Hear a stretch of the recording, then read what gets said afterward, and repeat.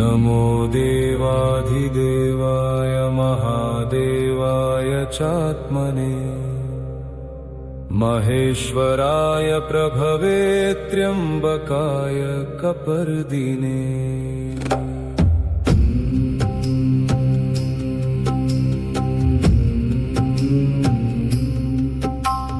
दीननाथाय विभवे नमोऽन्धकनिषूदिने त्रिपुरघ्नाय शर्वाय ब्रह्मणे परमेष्ठिने।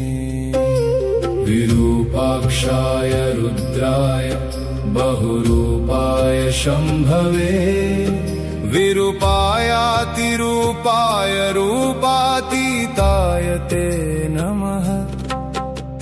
यज्ञविध्वंसकर्त्रे च यज्ञानां फलदायिने नमस्ते मखरूपाय परकर्म प्रवर्तिने।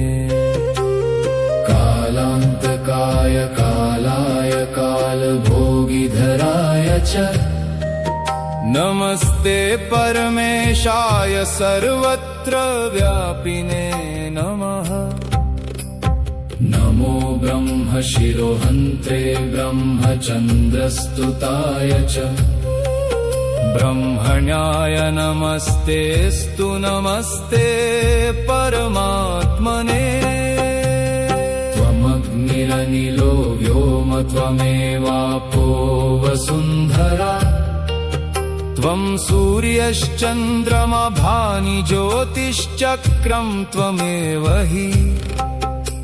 त्वमेव विष्णुस्त्वं ब्रह्मा तत्स्तुतस्त्वं परेश्वरः। मुनयः सनकाद्यास्त्वं नारदस्त्वं तपोधनः। त्वमेव सर्वलोकेशस्त्वमेव जगदात्मकः। सर्वान्वयः सर्वभिन्नस्त्वमेव प्रकृते परः। वै सृजसि लोकांश्च रजसा विधिनामभाक्। सत्त्वेन हरिरूपस्त्वं सकलं पसि वै जगत्। त्वमेवासि महादेव तमसा हररूपधृक्। लीलया भुवनं सर्वं निखिलं पाञ्चभौतिकम्। त्वध्यानबलतः सूर्यस्तपते विश्वभावन। अमृतं चवते लोके शशिवाति समीरणः। त्वध्यानबलतो मेघाश्चाम्बु वर्षन्ति शङ्कर। त्वध्यानबलतः शक्रस्त्रिलोकीं पाति पुत्रवत्। त्वध्यानबलतो मेघा सर्वे देवा मुनीश्वराः।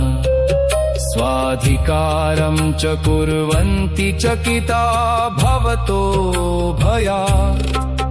त्वत्पादकमलस्यैव सेवनाद् भुवि मानवाः। नाद्रियन्ते सुरान् रुद्रलोकैश्वर्यं च भुञ्जते। त्वत्पादकमलस्यैव सेवनादगमन् पराम्।